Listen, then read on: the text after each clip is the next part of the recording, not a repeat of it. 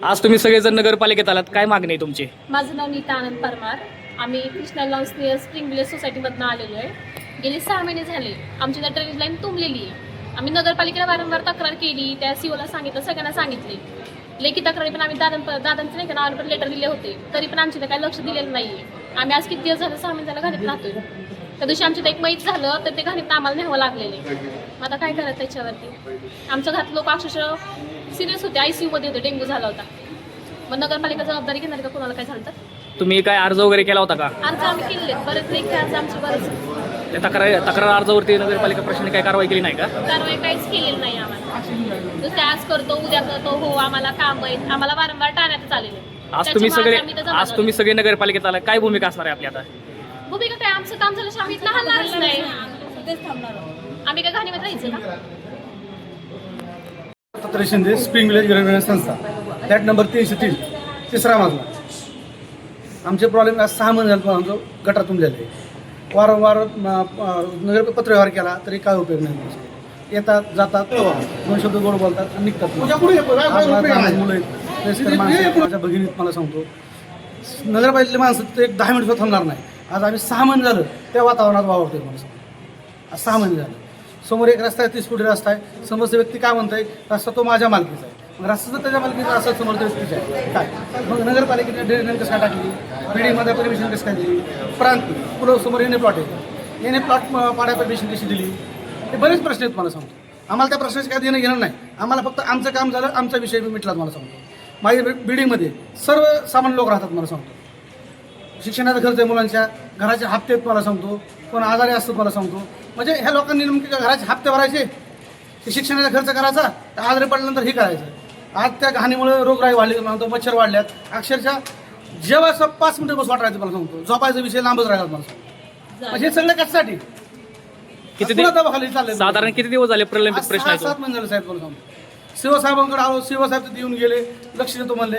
6 महिने झालं शिवसाहेबांनी पण लक्ष दिलं नाही. मला सांगतो आणि शिवसाहेबांनी म्हणजे आपण काय करतो, पुरावे त्यांना पाठवले त्या रस्त्याचे. रस्त्याने हाय कोणाच्या मालकीचा ते पण पुराव्याला पाठवले.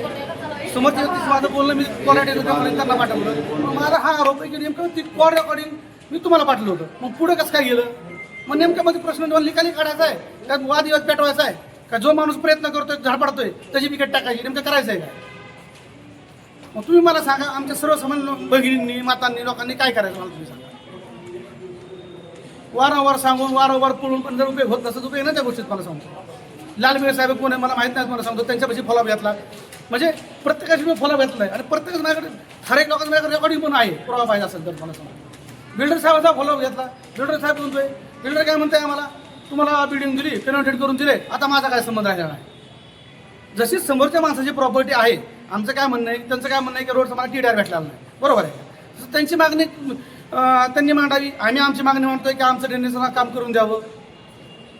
बरं मला तुम्ही सांगा, इकडे रेराची प्रॉपर्टी, इकडे येणे बिल्डिंग, जर कोणा 30 फुटी रस्ता जर नसेल, येणे प्लॉट पडतात का? पडतात का मला तुम्ही सांगा? अजिबात पडत नाही. बिल्डिंगमध्ये परमिशन भेटते रेराची, अजिबात परमिशन भेटत नाही. मग जर नगरपालिका सांगू ना तो रस्ता त्याच्या मार्केट त्यांच्या मार्केट आहे म्हणून, ते सांगायचं नाही. आणि पदवरनं काय म्हणायचं, त्यांना फोन करा आणि त्यांना फोन करा. अरे नगरपालिका काम करायचं तर ते काम करणार आहे. तुमच्या कर्मचारी सांगतात तुम्ही बायासाहेबांना फोन करा म्हणून.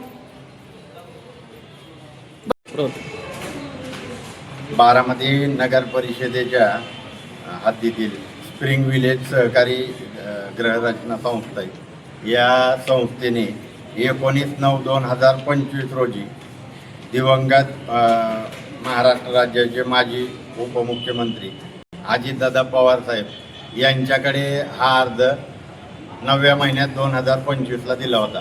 त्यावरती दिवंगत अजितदादांनी हा अर्ज जो आहे तो आपले नगर परिषदेच्या मुख्य अधिकारी पंकज भुसे यांच्याकडे वर्ग केला. ह्याच्यावरती त्यांच्या सह्या आहेत. आत्ता हे जे सर्वसामान्य बारामतीकरांनी जे सांगितलं, यांनी त्या तक्रारीबद्दल सीओनला काही पुरावे पाठवले आणि फोन केल्यानंतर मुख्य अधिकाऱ्यांनी त्यांचा फोन रेकॉर्ड करून संबंधित जो विरोधी ज्यांच्याकडून ह्याला अडवणूक होती त्या लोकांना ह्यांचं रेकॉर्डिंग पाठवलं. आता असं जर एक जबाबदार मुख्य अधिकारी करणार असतील तर मग इथं तुम्हाला बारामतीत येऊन काय मुडदे पाडायच्यात का? किंवा सर्वसामान्य बारामतीकरांवर काही दहशत करायची का? ॲक्च्युली ह्यांनी ज्या समस्या सांगितल्या त्या आल्यानंतर मी यांना आरोग्य विभाग आणि बांधकाम विभागाकडे घेऊन गेल्यानंतर आता लोक गेलेले आहेत. परंतु मी आपल्या मीडियाच्या माध्यमातून सर्वसामान्य बारामतीकरांना एवढीच विनंती करीन की तुम्ही बारामती नगर परिषद असेल किंवा प्रशासन असेल याच्यातल्या गैरकारभाराच्या विरोधात तुम्ही जर आवाजच उठवणार नाही तर तुमचं मरण निश्चित आहे. तुम्हाला गपचीप भुक्क्यांचा मार सहन करत जर जगायचं असेल तर बारामतीकरांना मग तुम्हाला वाचवायला कोणी नाही. आज ही जी या महिला भगिनी या ठिकाणी आहेत, अक्षरशः त्यांची ती जी सांगतात किंवा त्यांच्याकडनं मी मला जे दाखवले फोटो आणि डॉक्युमेंट बघितल्यानंतर येणे प्लॉट झालेला आहे. नगर परिषदेने बांधकामाला पैसे घेऊन परमिशन दिलेलीच आहे ना. आणि आता तुम्ही अडवणं आणि मुख्य अधिकाऱ्यांकडून त्या म्हणजे हे विक्टीम आहेत आणि यांच्या विरोधातल्या लोकांना तुम्ही ते रेकॉर्डिंग पाठवणं म्हणजे हे तर सरळ सरळ दादागिरी झाली. तर हे अशा पद्धतीनं जर बारामतीत काम होणार असेल तर सर्वसामान्य बारामतीकर काही हातात घेतल्याशिवाय राहणार नाही. ॲक्च्युली या सगळ्या महिला ज्या किंवा ही लोक आहेत इथे ड्रेनेजचं पाणी सीओच्या कॅबिनमध्ये टाकायला आलं, परंतु मी त्यांना थांबवलं की आपण बोलू आणि ते करू. आता अधिकारी तिथं गेलेले आहेत, परंतु मी ह्या घटनेवरूनच बारामतीकरांना सांगेल की ह्या आता जर प्रकार होत असतील तर बारामतीकरांनी पुढे येणं गरजेचं आहे आणि बारामतीकरांनी पुढे यावं तरच हे जे चुकीच्या पद्धतीची कामं मलिदा गँगच्या मार्फत चालू आहेत ही बंद होत्यात.